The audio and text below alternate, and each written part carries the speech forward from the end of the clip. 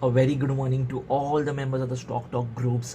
So here CA Vishal Saluja is wishing you that कि ये Sunday आपका बहुत अच्छा रहे. सो हमने पहले देखे थे प्रीवियस टॉक्स में कि हमने इन्वेस्टमेंट क्यों करना चाहिए, इन्वेस्टमेंट करने के क्या बेनिफिट्स होते हैं और इन्वेस्टमेंट कहाँ पर करना चाहिए जो मोस्ट इम्पॉर्टेंट है. तो ऐसे 4 एसेट क्लास देखे थे जहाँ पर हम इन्वेस्टमेंट कर सकते हैं. First one is a fixed income instruments, that is bonds and FDs are there. Second one is commodity market. You can say about the golds and bullions, etc. Third one is real estate properties, and last but not on the list is equity market.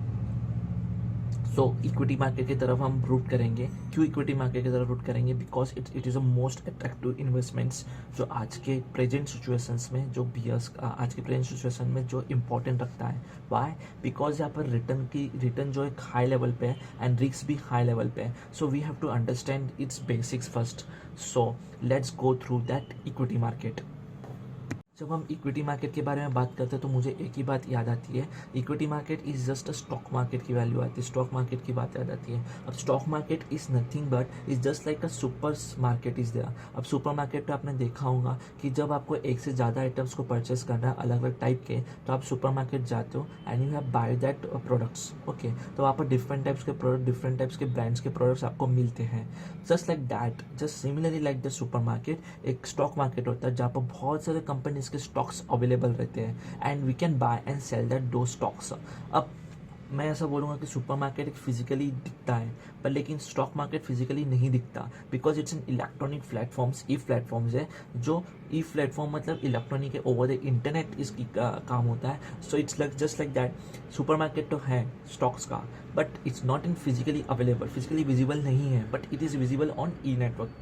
Okay, तो ये जो stock market है, मैं stock market जो बोल रहा हूँ, it's not a stock market, it's just an stock exchange जहाँ पर हम बाइंग एंड सेलिंग करते हैं. तो स्टॉक मार्केट में जो बोल रहा हूँ सुपर मार्केट वो क्या BSE और NSE है जिसको हम स्टॉक एक्सचेंजेस बोलते हैं, जहाँ पर बाइंग एंड सेलिंग होती है. किसकी स्टॉक्स की, किसकी कंपनी के स्टॉक्स की बाइंग एंड सेलिंग होती है. Just like the buyers are buying the products and seller are selling the products, just like that stock market में भी क्या होता है, बायर्स अपने स्टॉक्स बेचता है और सेलर्स अपने स्टॉक सेल करता है. सिमिलरली लाइक दैट कि जब भी आप BSE NSE में जब भी आप बाइंग एंड सेलिंग करोगे इस स्टॉक का, तो उस केस में आपको याद रखना पड़ेगा कि आपको हमेशा एक मार्केट इंटरमीडिएट की जरूरत पड़ेगी. उसके थ्रू भी आप कोई भी ट्रांजेक्शन कर सकते हैं. हम उसको क्या बोलते हैं, स्टॉक ब्रोकर्स और सब ब्रोकर्स. इसको क्या बोलते हैं, मार्केट इंटरमीडिएट्स. इनके थ्रू ही आपको क्या कर सकते हैं, बाइंग एंड सेलिंग कर सकते हैं. स्टॉक एक्सचेंज या स्टॉक मार्केट जो बोलते हैं, स्टॉक एक्सचेंज स्टॉक मार्केट से हम कोई भी बाइंग एंड सेलिंग कर सकते हैं. किससे, मार्केट इंटरमीडिएट, स्टॉक ब्रोकर्स, सब ब्रोकर्स. अब मैं एक चीज़ और बोलूँगा कि जो भी मार्केट है, ये स्टॉक मार्केट के अंदर जो भी ट्रांजेक्शन को पार्टिसिपेट कर रहा है, ठीक है, मार्केट में जो भी ट्रांजेक्शन को पार्टिसिपेट कर रहा है, बाइंग एंड सेलिंग करना या फिर इंटरमीडिएट जो उसको करके दे रहा है, या कोई भी बंदा जो भी मार्केट में ट्रांजेक्शन को पार्टिसिपेट कर रहा है, कोई भी ट्रांजेक्शन में पार्टिसिपेट कर रहा है, उसको हम क्या बोलते हैं, मार्केट पार्टिसिपेंट्स. अब मार्केट पार्टिसिपेंट्स कौन होते हैं, मार्केट पार्टिसिपेंट्स कौन होते हैं, याद रखना कि जो भी मार्केट में ट्रांजेक्ट कर रहा है कोई भी ट्रांजेक्शन, उसको हम क्या बोलते हैं, मार्केट पार्टिसिपेंट्स. अब मार्केट पार्टिसिपेंट्स कौन होते हैं? First one is domestic retail investors. अब domestic retail investors just like you and me, a small investors जो अपना वैल्यू डालते हैं. ओके, इंडिविजुअलिज्म जैसा बोल सकते हैं आप, जो अपना पैसा डालते हैं in such small amount of money हम क्या करते हैं, इन्वेस्ट करते हैं, तो हम रिटेल इन्वेस्टर्स हैं. Second one is IRI and OCI. ये भी इन्वेस्टर्स है just like the retail investors but ये क्या है, नॉन रेसिडेंट है, मतलब इंडियन ओरिजिन के है बट इंडिया में नहीं रहते, it's living outside of India.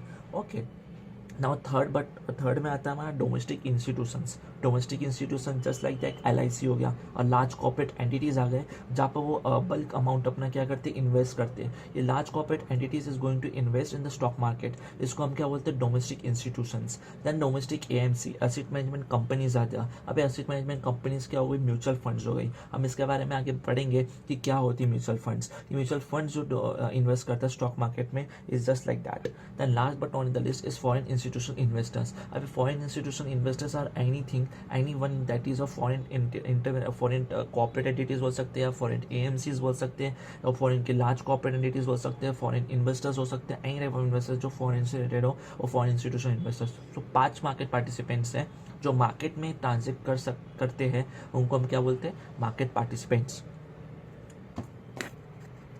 सो जैसा मैंने बताया आपको कि मार्केट पार्टिसिपेंट्स होते हैं, इसके अंदर क्या होता है कि स्टॉक एक्सचेंज भी है, BSE NSE भी है, और BSE NSE में जो भी हमको ट्रेडिंग करना है, ट्रांजेक्शन करना है, तो वो सिर्फ मार्केट इंटरमीडिएट्स के थ्रू कर सकते हैं। पर लेकिन यहाँ पर झोल ऐसा होता है कि इसमें बहुत से स्कैम्स होते हैं, जो हमने देखा था कि हर्षद मेहता का स्कैम हो गया के, तो ऐसे बहुत सारे स्कैम्स होते हैं, नंबर ऑफ स्कैम्स आते हैं। तो इसके लिए क्या हो गया कि एक नया इंट्रोड्यूस हुआ, एक नए बंदे को लाया गया, जहाँ पर हमको नीड थी कि मार्केट को रेगुलेट करने के लिए कोई ना कोई हो। That's why there is a introduction of the SEBI. SEBI means what? The security exchange board of India. तो SEBI is the security exchange board of India, जो ये रेगुलेट करेंगे पूरे मार्केट को, और इनका मेन ऑब्जेक्टिव्स क्या रहेंगे? तो जस्ट हम इसको बोल सकते हैं कि रेगुलेटर है, यस, स्टॉक मार्केट रेगुलेटर है, और इनका मेन ऑब्जेक्टिव्स, 3 ऑब्जेक्टिव्स हैं, इनके 3 मेन ऑब्जेक्टिव्स हैं। पहला तो पूरे स्टॉक मार्केट का डेवलपमेंट करना, स्टॉक एक्सचेंज का क्या करना, डेवलपमेंट करना। Second is to protect the interest of investors, जो इंटरेस्ट लगा है इन्वेस्टर्स का, उनके इंटरेस्ट को प्रोटेक्ट करने की बात होती है। Third one is to regulate the activities of market participants and financial intermediates. तो मेरे से मैंने होता है कि क्या, to regulate the activities of financial intermediates and market participants. तो ये जो मार्केट पार्टिसिपेंट्स पार्टिसिपेट कर रहे किसी ट्रांजेक्शन में, कोई ट्रांजेक्शन ऐसा अनड्यू नहीं हो जिसकी वजह से रिटेल इन्वेस्टर्स को हार्म हो, या फिर कोई भी फाइनेंशियल इंटरमीडिएट्स कोई ऐसा स्कैम ना कर रहा हो जिसकी वजह से इंटरमीडिएट या कोई भी मार्केट पार्टिसिपेंट्स हो उनका लॉस हो। So it's just in 3 types of objectives, main objectives आ जाए, तो सेबी को रेगुलेट करना है। इन शॉर्ट अगर मैं बोलूँ, सेबी यही देखना चाहती है कि जो भी BSE NSE है वो अपना बिजनेस जो भी कंडक्ट कर रही है वो फेयरली कंडक्ट करना चाहिए BSE NSE ने। प्लस BSE NSE पे के थ्रू, मतलब अब BSE NSE में जो भी आपको ट्रांजेक्शन करना है वो स्टॉक ब्रोकर सब ब्रोकर से ही करना है। अब आप बोल रहे हो BSE NSE का बिजनेस कंडक्ट फेयरली करना है, तो ऐसे भी ये भी देखते हैं कि स्टॉक ब्रोकर सब ब्रोकर जो बिजनेस कंडक्ट कर रहे हैं क्या वो फेयरली कर रहे हैं कि नहीं कर रहे, ठीक है। देन उसके बाद पार्टिसिपेंट्स आ गया। पार्टिसिपेंट्स जो भी है वो अनफेयर प्रैक्टिसेस पे इन्वॉल्व ना हो, मतलब just like the insider tradings आ गया। तो ये जो मार्केट पार्टिसिपेंट्स है ये कोई इनसाइडर ट्रेडिंग्स में ना इन्वॉल्व हो, सेबी को ये भी देखना है, सो दैट किसी दूसरे इन्वेस्टर्स का ना लॉस हो जाए और या मार्केट का लॉस ना हो जाए। सो ये चीज़ भी क्या करती है, सेबी देखती है। नाउ कॉर्पोरेट हाउस के स्पेक्ट में आता। अब एक कॉर्पोरेट हाउस जो है don't use that market for just for undue affair, मतलब उनको बेनिफिट प्रोवाइड करने के लिए कॉर्पोरेट को खुद को अपना बेनिफिट होना चाहिए, इस वजह से वो अपने मार्केट का यूटिलाइजेशन ना करें। ऐसी चीज़ें भी क्या देखती है, हमारा सेबी देखती है। स्मॉल रिटेल इन्वेस्टर्स जो है वो बहुत ही क्रिटिकल्स होते हैं, इनकी इंटरेस्ट को प्रोटेक्ट करना जिम्मेदारी रहती है सेबी की, उनको एजुकेशन प्रोवाइड करना ये जिम्मेदारी रहती है सेबी की। दैन उसके बाद आता है large investors can't manipulate the market. अब लार्ज इन्वेस्टर्स क्या कर सकते हैं, मैनिपुलेट कर सकते हैं मार्केट को, बिल्कुल डेफिनेटली। तो सेबी को ये भी देखना पड़ता है कि लार्ज इन्वेस्टर्स मैनिपुलेट ना करें मार्केट को। हाउ? बड़ी सिंपल सी बात है, एक इन्वेस्टर जिसने बहुत अच्छा रिटर्न कमाया, फिर उसके बाद वो इन्वेस्टर्स किसी दूसरी कंपनी में डालता, जहाँ पर कोई भी कंपनी के अंदर कुछ ऐसा नहीं है, but just for the gaining and short term gains वो इन्वेस्ट करता है, उसको देख के सारे के सारे रिटेल इन्वेस्टर्स उधर इन्वेस्ट कर देते हैं, एंड देन वो स्विच ऑफ कर देता है वहाँ से larger investors. At that point of time small investors bears the losses maximum. तो ये टाइम में क्या होना चाहिए कि SEBI going to regulate this types of transactions also.